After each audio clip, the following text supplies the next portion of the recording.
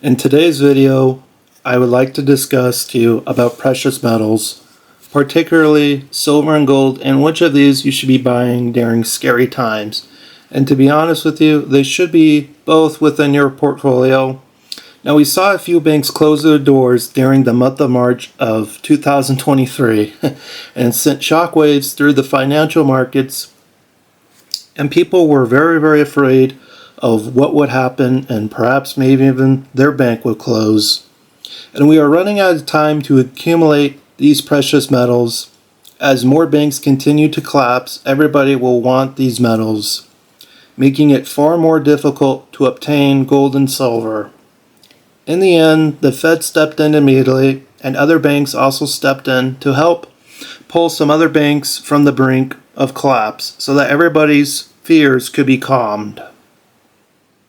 However, though, it is my responsibility to make sure and to make you aware that we have many scary events taking place today, including de-dollarization. Now, we continue to hear about the BRICS nations and them rolling out their new currency backed by gold. Cross-border trade will be conducted by the BRICS nations using it. Now, nations are fed up with the West and its sanctions. In fact, leaders of the BRICS nations are speaking out by saying, why do all countries have to base their trade on the dollar? Because of these developments, the narrative that the dollar's reign is stable has been complicated, since it is viewed as the blind money among blind competitors such as the euro and the yen. A currency issued by the BRICS would be different. It would be like a new union of up-and-coming discontents who, on the scale of GDP, now collectively outweigh not only the United States but the entire G7 weight class put together. It is nothing new for foreign governments to want to break free from the US dollar, and we are starting to see that trend continue to climb. We have seen as many as 20 countries that are wanting to join the BRICS nations, including countries like Mexico, Saudi Arabia, Argentina, and Egypt, and another number of African nations. We have seen presidents and leaders around the globe telling their citizens to get out of the US dollar. When that money comes back to the States, it will equal much more inflation. In fact, we have already seen countries beginning to scrap the dollar. China and Brazil have reportedly agreed to trade in national currencies instead of the US dollar, rather than first converting their currencies to the US dollar. China and Brazil can conduct trade in financial transactions directly by exchanging yuan for reais. A fifth of Brazil's imports come from China, the country's largest trading partner. We have the war between Russia and Ukraine, and it seems to escalate each day. We also have the rising tensions between China and Taiwan. Now, it would be catastrophic to the global economy if China invaded Taiwan, and distance offered no protection. Each year, half of the world's container ships pass through these vital waters, the Taiwan Strait. A war across the strait would not only be a human tragedy, it would destroy world trade and trillions of dollars. We have civil unrest in several U.S. metro cities. Take a look at the city of Chicago.